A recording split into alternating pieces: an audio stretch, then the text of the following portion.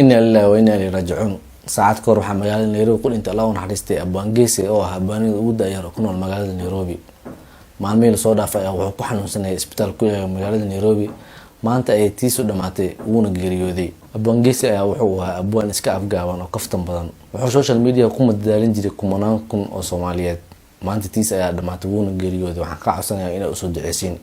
waxaan ka codsanayaa haddii ay jiraan dad abwaanka qalbiga wax u hayo inay iska cafiyaan abwaanka maanta uu geeriyoodo wuxuu noogu baahan yahay duco u soo duceyno inna lillahi wa inna ilayhi raaji'uun.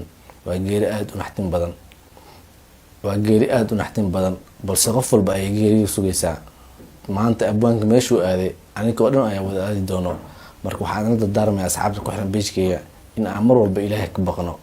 waxaan waa adduun waa la tegayaa.